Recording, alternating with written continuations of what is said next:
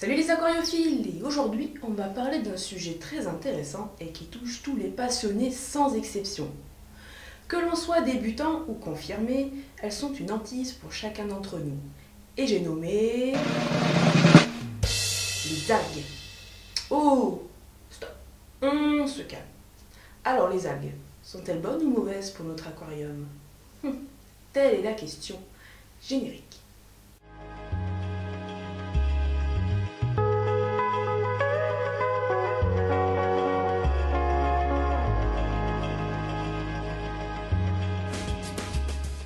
Les algues font partie des problèmes les plus fréquents en aquariophilie. À tout moment dans la vie d'un aquarium, nous pouvons y être confrontés et cela devient la panique intersidérale. Mais il faut comprendre les amis que les algues sont présentes sur la planète depuis des millions d'années et que si elles existent, c'est qu'elles ont un rôle à jouer. Alors bonnes ou mauvaises, eh bien les deux, mais cela va dépendre de leur milieu de vie. En effet, c'est ce dernier qui va les influencer sur leur croissance et leur développement à travers l'aquarium. Pas de panique les amis, nous allons en apprendre plus sur ces espèces, essayer de comprendre leurs besoins et appliquer toutes les astuces nécessaires pour les contrer si elles parviennent à vous envahir. Comme annoncé précédemment, les algues sont naturellement présentes dans l'environnement depuis des millions d'années. Ce sont les plus vieilles plantes sur Terre. Elles ont eu le temps d'évoluer sur les autres à travers les âges et d'acquérir le nécessaire pour survivre dans des conditions de vie très difficiles. Ces algues font partie des organismes dits autotrophes, c'est-à-dire qu'elles se développent par la photosynthèse et en puisant dans des éléments simples comme l'eau, les sels minéraux et le gaz carbonique. Effectivement, en puisant le CO2 dans l'air, elles vont contribuer au bon équilibre de notre atmosphère. Autant dire que sans algues les amis, la vie telle que nous la connaissons deviendrait impossible. Les algues possèdent une large palette de formes et de couleurs et peuvent mesurer quelques micromètres à plusieurs centaines de centimètres. Elles sont constituées d'un appareil végétatif appelé le thalle qui ne permet pas de différencier la tige de la feuille et de la racine. Elles n'ont pas de tissu vasculaire et les parois des cellules ne sont pas lignifiées, c'est-à-dire qu'elles n'ont ni de muscles ni de squelette pour les renforcer et les maintenir droites. Par exemple, le tronc des arbres est lignifié alors que chez les espèces de mousse, il n'y a pas de lignine. Pendant longtemps, il a été difficile de classer ces espèces, de par la terminologie qui leur sont associées et par les dénominations de macroalgues et microalgues. Certaines espèces peuvent être associées aux deux, comme les algues vertes. Les spécialistes et chercheurs vont donc classer les algues en fonction de la structure des parois cellulaires, des pigments photosynthétiques et des manières dont les algues stockent les substances nutritives. En revanche, la couleur des algues ne peut pas être un critère taxonomique. Sur une même espèce, la couleur peut être multiple, selon les pigments photosynthétiques et la couleur des substances nutritives stockées. Les espèces d'algues sont donc très nombreuses. Elles apparaissent et se développent suivant le milieu de vie dans lequel elles évoluent. Plus ou moins de lumière, plus ou moins de gaz carbonique et une eau plus ou moins équilibrée. La présence d'algues est donc un excellent indicateur du bien-être de notre aquarium. Les bonnes algues sont celles présentes en petite quantité. Elles résultent d'une bonne qualité et d'un bon équilibre de l'eau. Leur croissance est contrôlée et se développe donc tout naturellement avec l'eau, la lumière et les nutriments, gaz carbonique, nitrate, phosphate, etc. Les mauvaises algues, au contraire, sont celles qui sont présentes en grande quantité. Elles sont envahissantes et inesthétiques. Elles se développent rapidement car les éléments qui contribuent à leur croissance sont en abondance.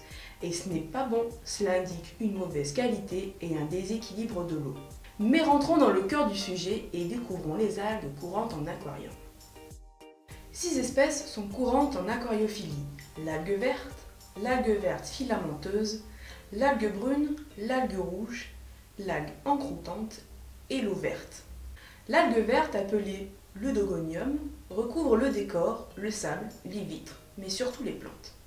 Elle se manifeste sous forme de petits poils verts pâles et d'aspect velu. Elle se développe très rapidement lorsque les paramètres de l'eau sont en déséquilibre et que la lumière est trop intense. Elle peut ainsi facilement envahir l'aquarium si on n'y prête pas attention.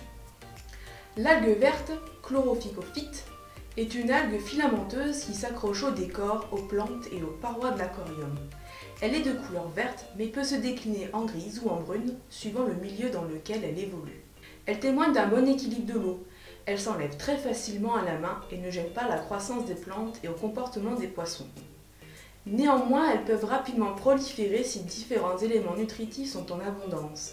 Les nitrates, le phosphate ou le fer si l'éclairage est trop intense. Les algues progressent excessivement vite, deviennent incontrôlables et finissent par étouffer les plantes. L'algue brune fait partie des diatomées. Elle s'accroche efficacement au décor et aux plantes en formant une couche brunâtre. Elles apparaissent dès lors que l'éclairage est insuffisant ou défaillant, ou que la concentration en silicate est trop élevée. Elle n'est pas à confondre avec l'algue rouge qui comprend les Copsopogons, les pinceaux et les algues noires. Ces algues font partie de la famille des rhodophycées. L'algue rouge, Copsopogon, est de forme filamenteuse blanchâtre et qui adhère à tout type de décor, y compris les plantes. C'est une espèce subtropicale qui aime les eaux chaudes et alcalines. Les pinceaux, au contraire, ressemblent à des touffes de petites poils courts et de couleur foncée noire ou gris. Malgré sa couleur, il faut bien partie des espèces d'algues rouges. Ils sont très difficiles à retirer à la main car ils sont solidement accrochés sur leur support. L'algue noire, dite algue rouge filiforme, se développe très bien sur le rebord des feuilles. Elles sont composées de petits poils noirs très resserrés. Ces algues rouges se développent par l'intermédiaire d'un fort éclairage. Elles aiment être en surface de l'eau et dans les courants. Les algues encroutantes, appelées Chaetophora ou Ormidium grandgrosira, est un bon signe en aquariophilie. Elles sont témoins d'un bac en bon équilibre. Elles se développent discrètement sur le décor, les vitres et les plantes, mais n'envahissent pas le reste du volume. Elles sont très faciles à enlever avec un simple grattoir. L'eau verte est une explosion de petites algues en suspension dans l'eau. Elles peuvent être accompagnées de phytoplancton et de micro-organismes vivants. Une eau verte est due à une exposition directe au soleil, mais également d'un déséquilibre de l'eau, où les algues profitent des éléments nutritifs en excès, comme les nitrates et les phosphates. Ce n'est pas dangereux au sein de l'aquarium, mais cela pose davantage de problèmes au niveau de l'esthétisme et au développement des plantes qui sont alors privées des éléments nutritifs indispensables à leur croissance. Allez, une petite dernière pour la route et un peu spéciale devrais-je dire. Les algues bleues sont appelées les cyanobactéries ou cyanophycées. Contrairement aux autres algues, cette dernière est composée à la fois d'algues mais aussi de bactéries.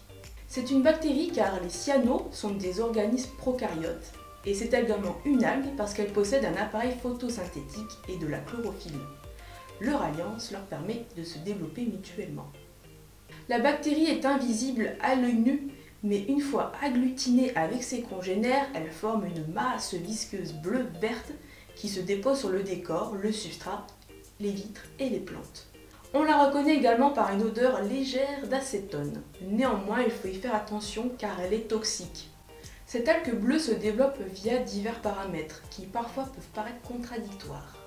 En effet, elle peut faire son apparition dans un bac bien équilibré, comme un bac en déséquilibre qui comporte un fort taux de phosphate et d'azote. Il arrive également que le nitrate rentre en jeu dans sa croissance, qu'il soit en carence ou en excès. Maintenant que l'on a vu l'ensemble des différentes algues, vous vous dites « Oui, c'est bien quoi Malin, mais comment dois-je faire pour lutter contre leur développement ?» Eh bien les amis, pour faire face aux algues, il est important d'en connaître leurs origines. Les algues peuvent apparaître à différents moments de la vie d'un aquarium, à son installation et plus tard si le bac est mal entretenu. L'apparition d'algues dans un nouvel aquarium est tout à fait normale. Rappelez-vous du cycle de l'azote. C'est un processus qui mêle différents éléments chimiques et bactéries entre eux pour ainsi arriver à un équilibre biologique. Dans cette période d'installation, il y aura tantôt trop d'ammoniac, trop de nitrate, etc. Et comme vous l'aurez compris, les algues aiment le nitrate. Il est un élément nutritif indispensable à leur croissance et en grande quantité, les algues en profitent pour l'assimiler et tout envahir. C'est donc une étape naturelle, mais malheureusement inévitable. Il faut donc laisser faire votre aquarium faire son cycle pendant 3 semaines à 1 mois. Et si le problème persiste, eh bien patientez encore 2 à 3 mois supplémentaires pour que l'aquarium soit bien équilibré. Les algues finiront par partir. Cependant, il arrive que les algues reprennent le dessus dans un aquarium même après plusieurs années de maintenance. Cela peut être dû à divers facteurs. 1.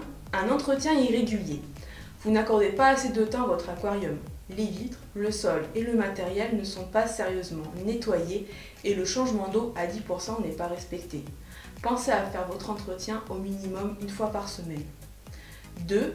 La pompe est sous-dimensionnée et où les filtres sont insuffisants. Renseignez-vous sur le volume de votre aquarium et le débit nécessaire pour apporter un bon brassage et un bon nettoyage de votre bac. Et nettoyez un filtre sur 2 pour éviter la montée du nitrate. 3. L'éclairage est inadéquat ou usagé. Il faut compter 1 watt pour 2 litres ou 30 lumens par litre avec un éclairage entre 10 à 12 heures par jour. Si vous avez des tubes dits néons, pensez à les changer au moins 2 fois par an car avec le temps, le spectre lumineux se dégrade. 4. Le nitrate et le phosphate sont en trop grande quantité.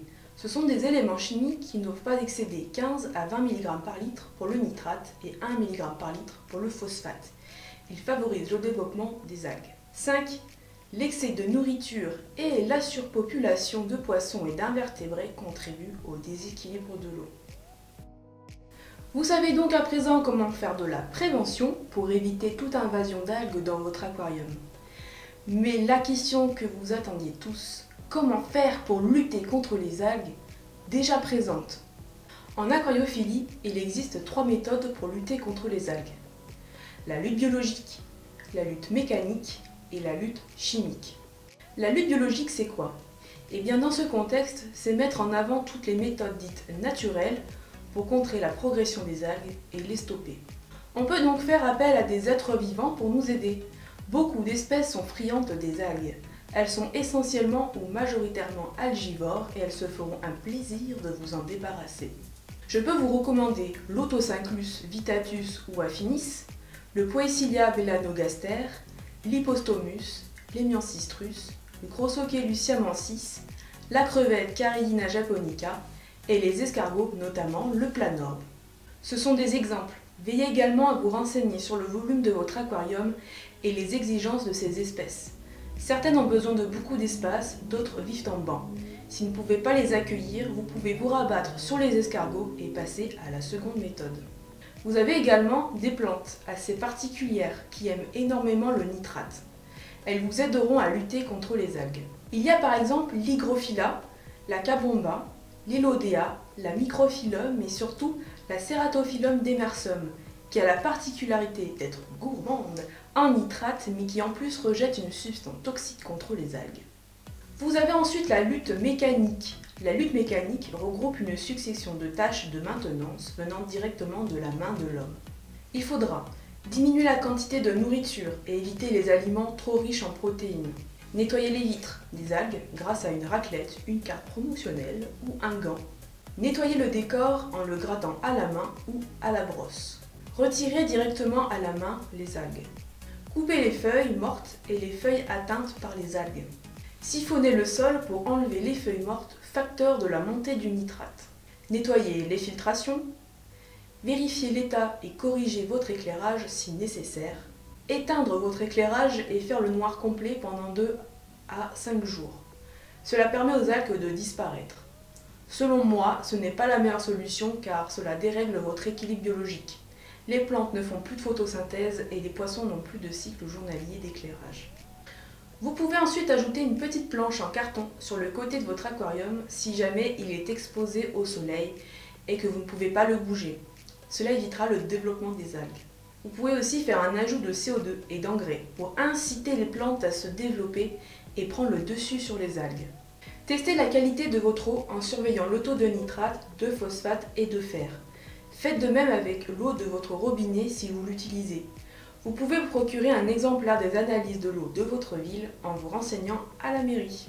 Vous pouvez également investir dans une résine anti-nitrate et anti-phosphate si jamais vous n'arrivez pas à bout des algues. Et vous munir d'une lampe UV qui permettra de stériliser l'eau. Cela vous débarrassera des algues, mais l'inconvénient c'est que cela détruira les oligo-éléments dont ont besoin les plantes. Donc, si vous avez un bac bien planté, il vaut mieux éviter. Enfin, un dernier recours, et je dis bien dernier recours, vous avez la lutte chimique. Comme son nom l'indique, c'est résoudre les problèmes de maintenance et de paramètres par l'intermédiaire de produits chimiques extérieurs.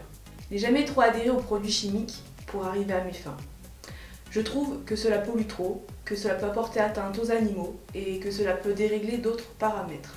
Et puis il ne faut pas se le cacher, les produits anti-algues ne sont pas toujours très efficaces.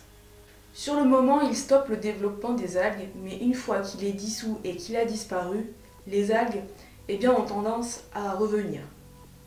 Cependant, si vous êtes en grande détresse et que les autres méthodes n'ont pas fonctionné, vous pouvez toujours utiliser l'anti-algue Echa Protalon C107. Il est apparemment très efficace et ne nuit pas aux êtres vivants, poissons, invertébrés, mollusques et surtout les plantes. Et voilà les amis, nous arrivons à bout de ces maudites algues envahissantes. J'espère que tous ces conseils vous seront utiles, que vous saurez les utiliser à bon escient et de manière efficace. Si vous avez des questions, vous pouvez me les écrire juste en dessous de la vidéo en commentaire. Je vous répondrai le plus rapidement possible. N'hésitez pas également à partager cette vidéo autour de vous car c'est un sujet qui touche énormément d'aquariophiles et qui est sujet à beaucoup d'abandon. Il est important de se soutenir entre passionnés. Vous pouvez rejoindre la page Facebook et Instagram pour me suivre dans mes aventures. Je vous fais à tous de gros bisous et à la prochaine sur Aquamalin. Ciao!